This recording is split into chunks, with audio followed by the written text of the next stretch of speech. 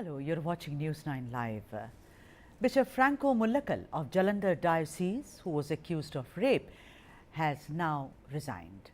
According to the church, he was asked to put in his papers and it has been accepted by Pope Francis, the head of Catholic Church.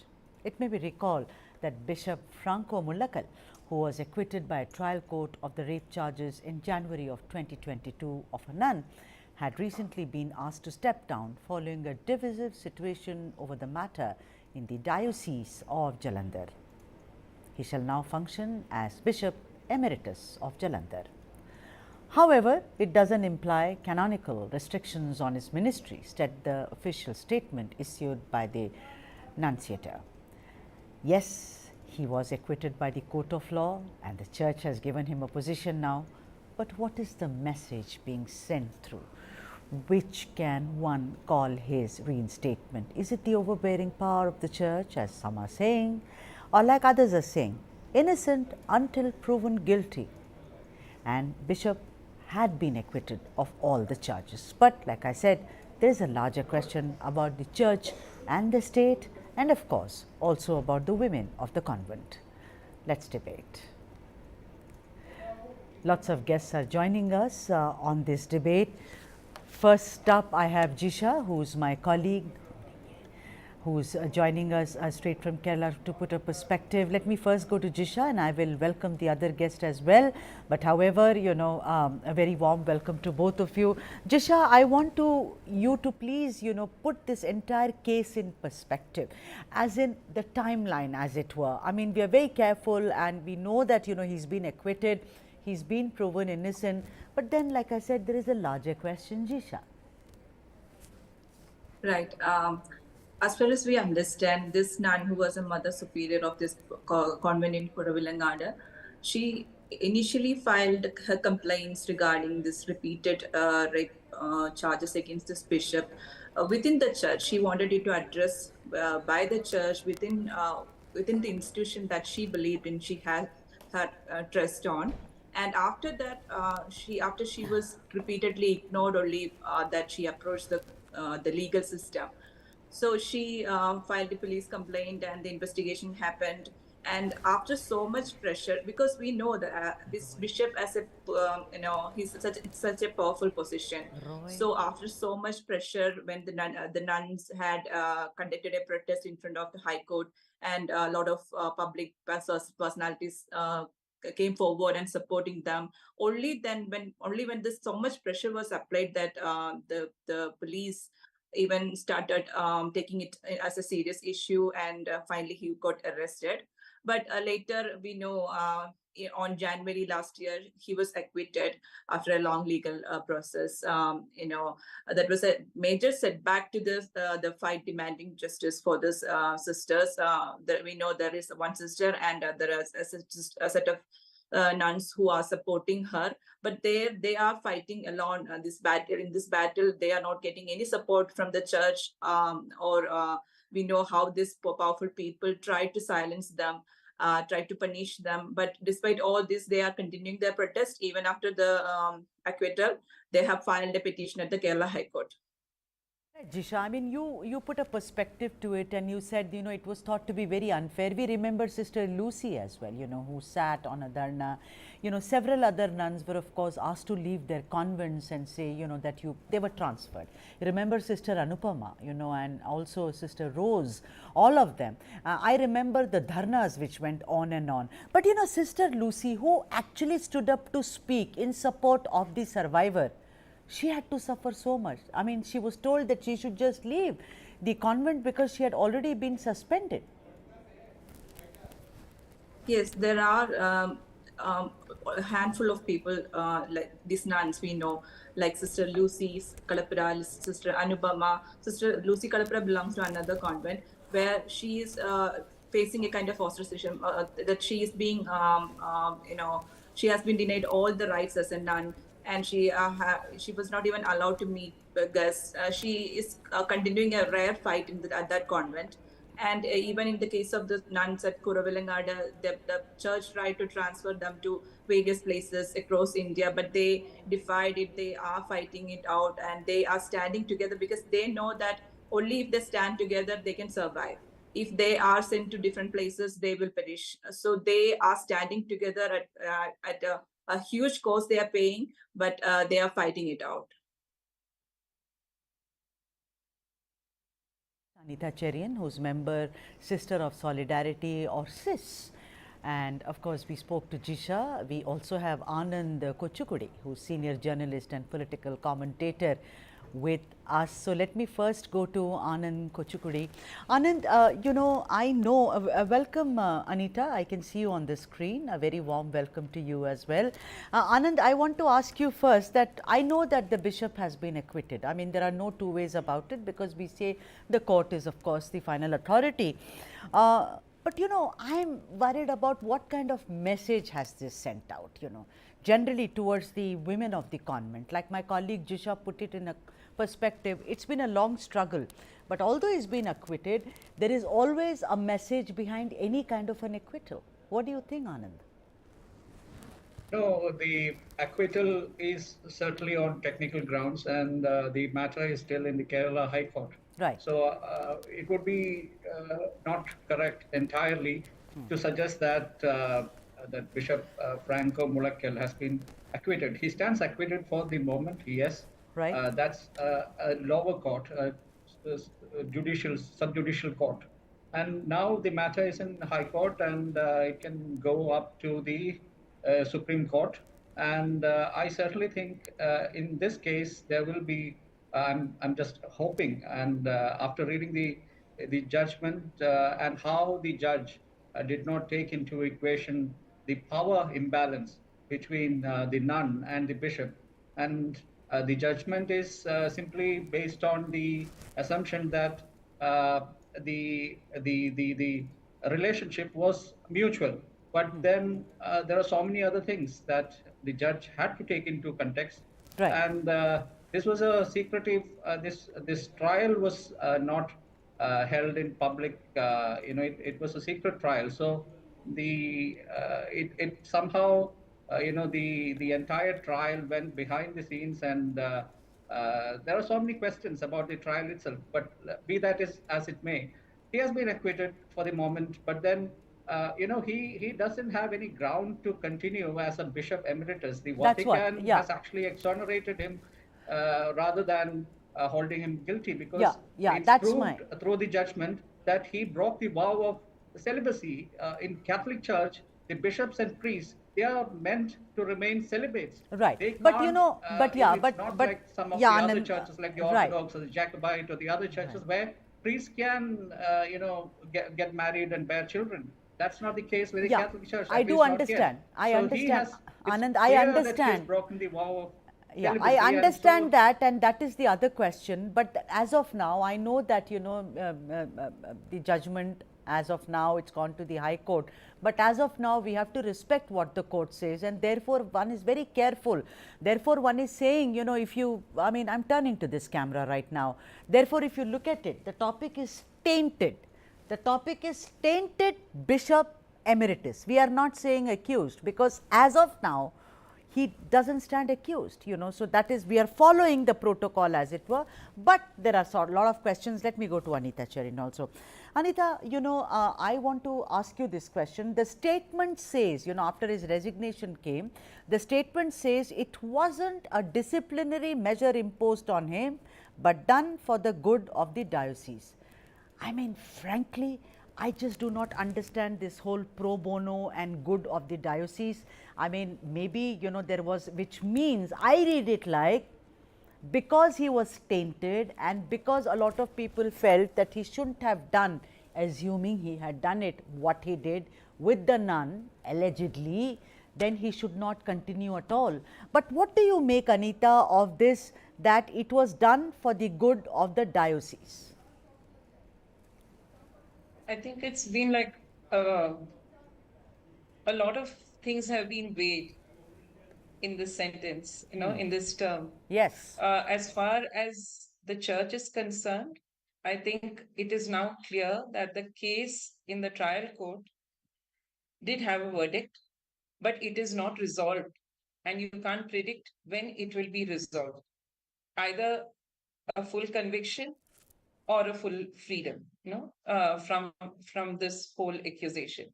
So, as far as the church is concerned, it would make sense to have a bishop in Jalandhar, which is now neither there nor here, because the fact that he hasn't resigned, he continues with the same title of Bishop of Jalandhar. And that reinstatement would be too much of a statement in favor of somebody accused of such serious crime. I think that would result in a public outcry against that kind of a positioning. This seems to be the safest thing to do. He is not put down completely. He has been like this, like his statement says, his resignation has been accepted. Right. While the Vatican letter says that he was asked to resign. Right. Somewhere they have left that inconclusive so that both have a win-win situation in a sense of managing this situation and going ahead. Right. So, you've put it in a perspective, because I think the thing is that there is a conundrum there. That he was asked to resign, because I was reading reports and my colleague Jisha was also telling us, asked to resign, he resigned, there was perhaps pressure on him. But this statement, like you said, you just nailed it, Anita, when you say that done for the good of the diocese is something which is very, very puzzling for me as well. So, things, yes, he's acquitted for now. I mean, I'll always also go by what Anand said. But the point is that overall, if you look at it, it seems to be, kind of being managed is how I look at it. And, so therefore, I'll go to Jisha, my colleague. Jisha, tell me something, in the past, it's not as if, it didn't exist, but maybe it was not reported like this, Jisha. But this whole thing about the women of the convent and the men of the convent, I see that in the recent years, at least for the past decade, a lot of reports are coming out, about how there is complete domination of these men, who dominate these churches as if it's their own fiefdom. I mean, there is no freedom which is given to women. Women are supposed to, as in most professions, Jisha, unfortunately, Anita, is that you have to kind of, pay obeisance to these men who are your bosses. Do you think the Church of Kerala, how many such reports have you heard of? And don't you think this is a topic of discussion there right now? From the way this nun rape case was a kind of a test case, right. We know how it was handled. Basically, the church handled it in a very careful way, in a sense that it could frighten other nuns who are planning to raise such complaint. They were literally threatened these sisters who filed the complaint, and they were silenced, they were threatened. So it was kind of a test case on how you should be silenced on cases like this.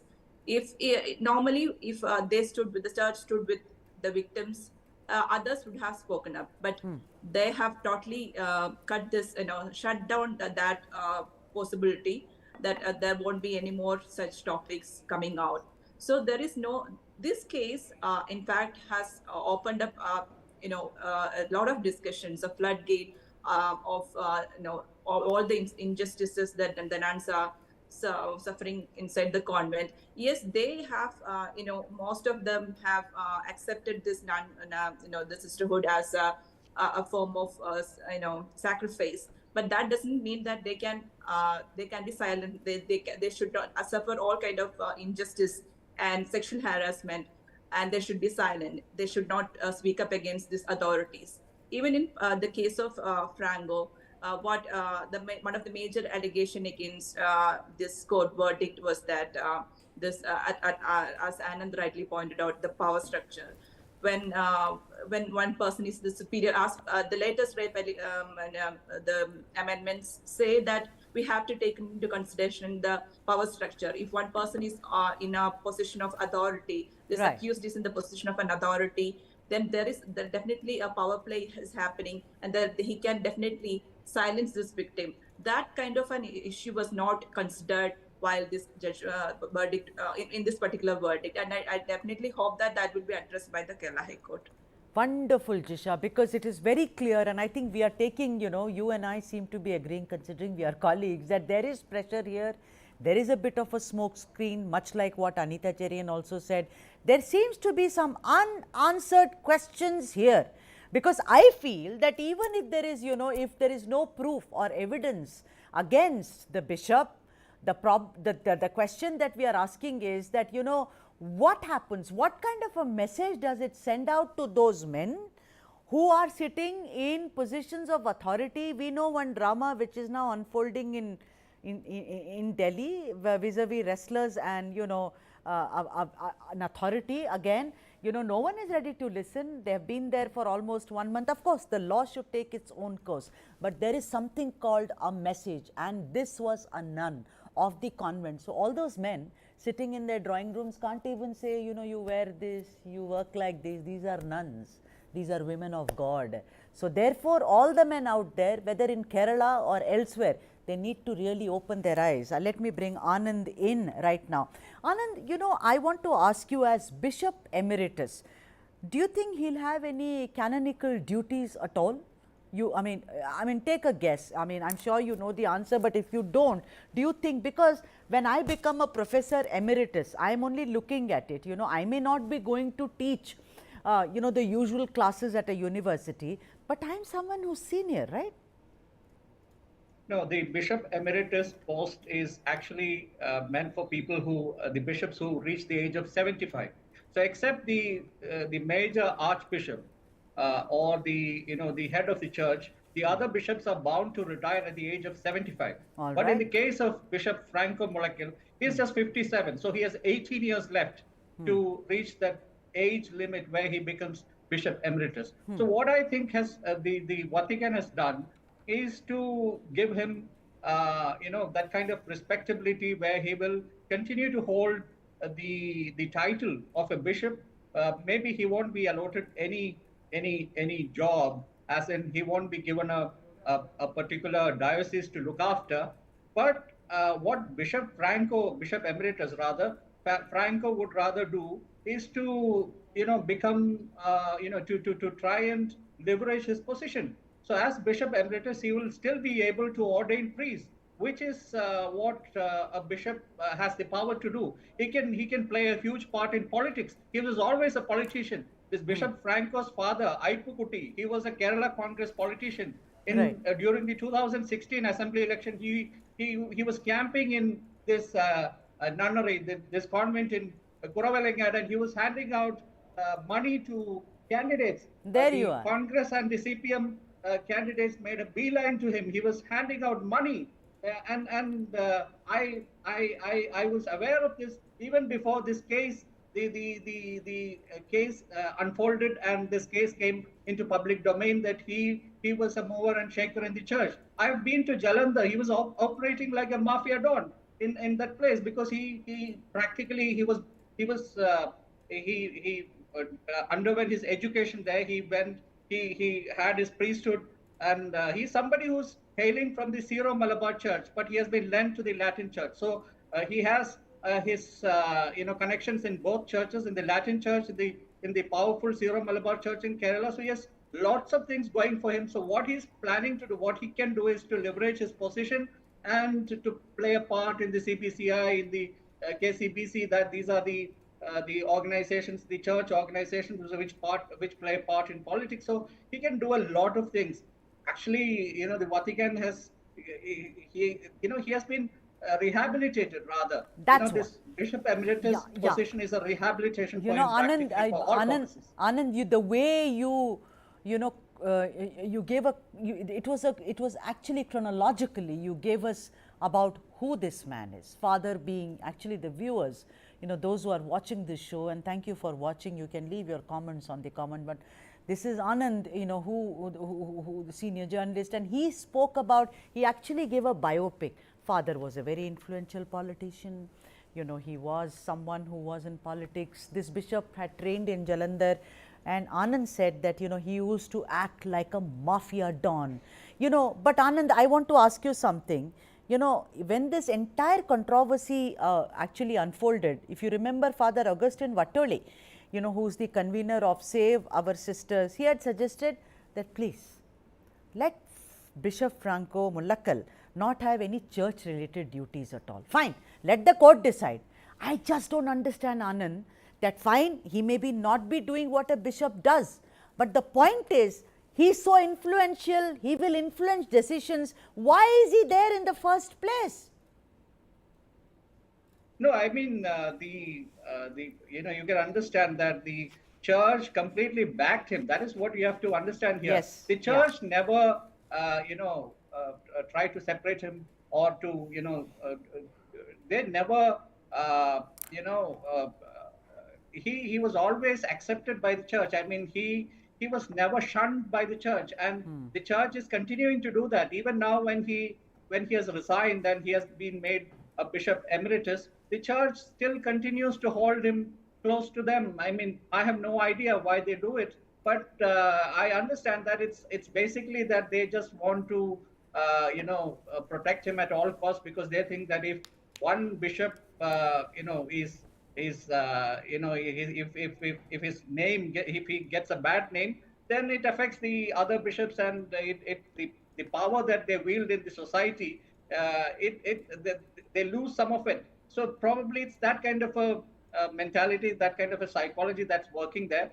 But the church, especially in Kerala, which has completely backed him, and even now they continue to back him, which is Right. very flabbergasting, which is very No, it's obviously, I mean, what you are telling me, Anand, it is clearly about power play. It is power. Anita Cherian, I want to ask you, and what happens to those nuns, who were asked to leave their convents? What happens to that nun who had alleged that Bishop Franco Mulakkal had violated her many times over? What happens to, now Sister Lucy, there is maybe one Sister Lucy who can stand up and say, I'm a nun. Don't I have a right to dignity and justice in this country? But then what happens to all these people? I mean, even if they are reinstated, if the power of the church is so huge, Anita, then obviously they will only be doing a job. They are not going to look forward to any kind of, going further up, as it were. What I would say is that it's not so black and white as you put it. I think in all religious structures, Christian, non-Christian, most of them are highly patriarchal when it comes to the formal authorities and the control of resources. And the church is certainly a reflection of that image to the core. It's especially the Catholic Church that we are discussing. The sole authority of all the churches, of all the church institutions and property lies with the bishops and priests. But the nuns, the women religious, are of several shades. The MJ congregation to which the survivor belongs to is a particular case of a diocesan congregation, which comes under the Bishop of Jalandhar. It is started by the Jalandhar diocese. So in this case, the fact that Franco has resigned or was made to resign is a small breath of relief, because they come technically under the same congregation. He was the head. He is no longer the head. When it comes to the systems of democracy or equality or justice within the church, the system is basically based on faith, on trust, and we don't have strong, resilient systems of grievance redressal or of looking at sexual harassment or gender equality. I totally admit that. But there still consists, if you talk about Catholic institutions, right, there are so many colleges, institutions of excellence run by women religious. There are positions of leadership, but when it comes to the church authorities, when you look at the formal church, the women don't have a place and position. It is being broken in very small, nuanced ways, but certainly a very, very long way to go. So this particular incident is not going to dramatically change anything for women in the church. Yeah, but then Anita, it is also going to drive, I know. Maybe. Yeah, but it's also going to drive fear, no? I mean, tomorrow if I was a woman of a church and I'm not, from now onwards, should we take, and I'm going to ask you turn by turn. First you, Anita. I am a nun and I've, I've studied theology, let's say, and I've gone to a church, I've become, From now onwards, I will not speak against anyone. Again, particularly, I mean, when I say anyone, men who are the men of the church. That's the message, no? Keep quiet and keep your work, keep doing your work. See, there is one dynamic which shows the church authorities reasserting itself, which shows in this particular decision, the fact that after 3 years there was a need to make this decision means that something is shifting somewhere in terms of the power, balance of power. When it comes to women, women also respond in different ways. I do see small actions of assertion in many places. I also see a strong shift towards more orthodox, obedient behavior, because getting into the bad books of church authorities will cost a lot. And that is the message that comes across mainly. The messaging that comes Right. of a system that is responsive to women, to the dignity of women, is comparatively much fainter than the voices that come of assertion, dominance, and control. So I Brilliantly agree put. with you that women don't have much hope in the present context, How sad but is there is that? no simple answer to it, Yeah, either in the it's home or in nuanced. the church. I do You just need to understand it. continuously engage. Yeah, I mean, of course, we need to engage, we need to keep talking about it, and maybe someday, when at least I'm not around, things will change. I want to go to Jisha. Jisha, what is very surprising, and I'm getting a lot of responses on my phone. They are saying, Kerala, look at the literacy rate. Look at, women are right at the top when you compare, and even on other benchmarks and parameters, Kerala does brilliantly well. Tell me something. The thing is that there is a bit of a, I do not know if I should use that word, Jisha, but I'll use it. Hypocrisy, in the sense that along with high literacy, along with, women being in public life and discarding caste and talking about gender equality, I think the church is one area which requires reforms. Would you agree, Jisha? You have to unmute. Sorry. Am I audible? Yes, you are. Go on. Yeah, definitely. Reforms are needed in all kind of religious institutions, Yes. including to the church. But I see these instances of women speaking out, especially from an institution, the closed environment like a nun, environment like a convent, where when women speak out and dare to file a police complaint, I see a lot of hope in that, and I see that it shows that the society is evolving, and they have faith in judiciary, and they are ready to speak out, and they are not afraid of what people think, or they are hopeful that at least someone will support. And we have seen that kind of support for the sisters. We have seen a lot of backlash. Even now, there are a lot of social media abusive comments and very hurtful comments we have seen against this nun who have filed the complaint. A lot of comments on even on social media, even on TV, mainstream channels. Some leading politicians have spoken about against them, but we have seen some kind of array of support in favor of them. A lot of people have wrote letters, personal letters to these nuns expressing their solidarity. Yeah. And these little things they are clinging to. And I see whenever women speak out and come out to file complaints, I see it as a progressive, it's part of progressive society. It shows it is a good thing that women are coming out and filing complaint. Rape or sexual harassment is happening everywhere. But when it comes out and people dare to complain, it's a good sign. Absolutely. Anand, tell me something. I'm going to read you out what he said. Anand, he said, I quote, I thank everyone who stood by me during the trials and tribulations that I underwent. This is Bishop Franco Mulakkal. After his resignation was accepted or he was asked to put in his papers, we do not know what the truth is, but the fact is he's no more Bishop of Jalandhar Diocese, he's now Bishop Emeritus. Anand, I want to ask you, was there a kind of a hue and cry from the politicians about it? Because correct me if I'm wrong, whenever the church is involved, the politicians kind of recede in the background.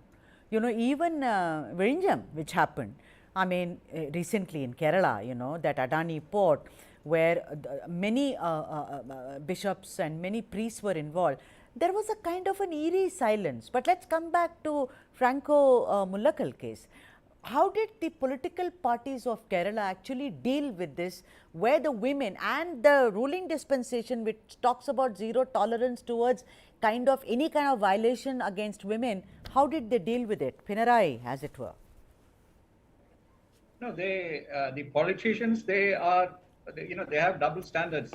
In the case of the church, they would never alienate the patriarchal leadership of the church, because it's the patriarchal leadership of the church which decides the policies.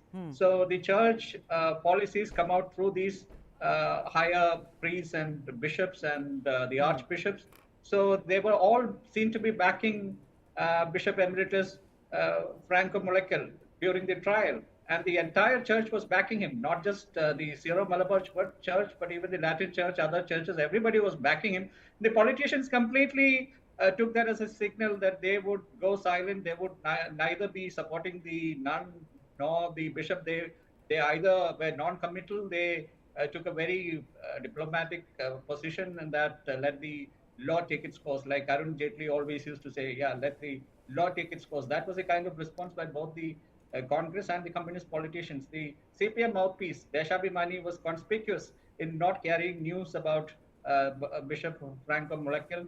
It seemed that the communists were somehow afraid that the church would turn against them, the bishops and the faithful. They would the laity would turn against the church if they so much as raised this issue, and if they so much as carried the news in their mouthpiece, and even they have a news channel in Kerala called Kairali TV. So even that propaganda organ completely shunned any news of related to Franco Mulakkal. So that was quite instructive how the politicians deal with these kinds of cases, where they completely backed the patriarchal leadership of the church, which is so sad, and which is but Anand, tell me something. I know that. Right. Anand, I want to ask you, do you think that it was all very unfair on the women of the church, on the women of the convent? Quickly, because running out of time. So do you think it was unfair, what they faced, okay, and how they were later almost ostracized, the women who supported the survivor? See, at the cost of sounding a bit, I would just say, the church itself is quite unfair to the women, I mean the nuns. When the nuns raised a hue and cry, and they were protesting in the Vanchi Square, the SOS, the Save Our Sisters, they were campaigning and they were protesting at Vanchi Square. The people were just telling them, people were asking them, you knew this is the rules, so the rules are skewed against women in the church, and you still came forward and enrolled and became nuns. So you knew what you were getting into. So how come you're complaining now? This is the kind of response that people came up with, the Christians came up with. So it's completely unfair. The church is completely unfair to the women, and the leadership of the church is completely patriarchal. The women are not supposed to say mass in the Catholic Church. So it has to the Reformation has to start within the church. There's no point in just blaming the society. The church itself is patriarchal. Yeah, right. Now, Anita, I want to ask you, church is patriarchal. All these Hindu Babas, they are patriarchal. We have enough, and we talk about all those Babas and Godmen. I mean, I think I will require a year to finish. I mean, every day you hear. I want to ask you something. The church itself is patriarchal. It requires reforms. Do you think that's even possible? For me, it sounds like an oxymoron. I mean, I don't think, because the structure is such, the purpose is such, and the path is such, that reforms, I think, would be next to impossible. I know that I'm sounding very pessimistic, Anita, and correct me. I'll be very happy if you correct me. Yeah, the church needs reforms. Most institutions, this is built 2000 years back, the structure of the church. A lot of the systems in place are based on faith, on trust, on total trust in the leadership without any kind of questioning. Now, we live in a democratic society. We think we pride ourselves in being equal, just, and inclusive. So the church needs to respond and reform to keep in with the times of today. So certainly this structure of the church is not going to let it grow for long. If you see the entire Europe, there are hardly people going to the church. There have been Right. so many news reports coming out of abuse that have been reported and now being addressed. In India too, I think if we don't keep up with reforms, we will become irrelevant. Right. So they have either a choice to reform Right. or to let go a lot of people in the long run. That is up to the formal authorities of the church and the people who believe that there is some goodness in it, and we need to really engage, continuously engage, whether it's a slow process or long process. The Posh Act needs to be compliant. No, we need to find compliance in church-led institutions, in all religious institutions, so that certain level of inclusiveness that is not practiced. If you look at gender Right. diversity, you don't see any diversity in the church leadership. Right. You don't Okay. see any redressal mechanism that Yeah. is Yeah. known or Yeah. in practice. These sisters went from pillar to post trying to complain within the church for more than a year before they went to civil authorities. The fact is there was no system in place, and there is no system in place even now. So these Absolutely. are Yeah. certainly Yeah. issues that need to be addressed. I agree with you. It's a tough thing. It doesn't come in line with the culture that is practiced. A law needs to change, for one, for the policy to change, and one, for it to become practiced and accessible. All So right. there is a long journey to Absolutely. go, Yeah. but it is And something that is yeah. inevitable to stay Yeah, relevant. even as Franco Mulakkal has now become Bishop Emeritus, my heart goes out to all those nuns. The nun who alleged that he violated, of course, the court spoke, but we shall wait for further what the court says. For all those nuns who supported the nun who had actually raised her voice and they were transferred, I wonder what will happen to them. I know there is a law in this land, but the church, when they are cloistered, is actually tougher than any other law that you can think of. Thank you so much, Anita Cherian, Jisha Surya, my colleague, and also Anand Kochukude for joining us on this debate. And I am going to quote from Luke, that is from the Bible, where Jesus said, "Father, forgive them, for they do not know what they are doing." Keep watching News9 Live.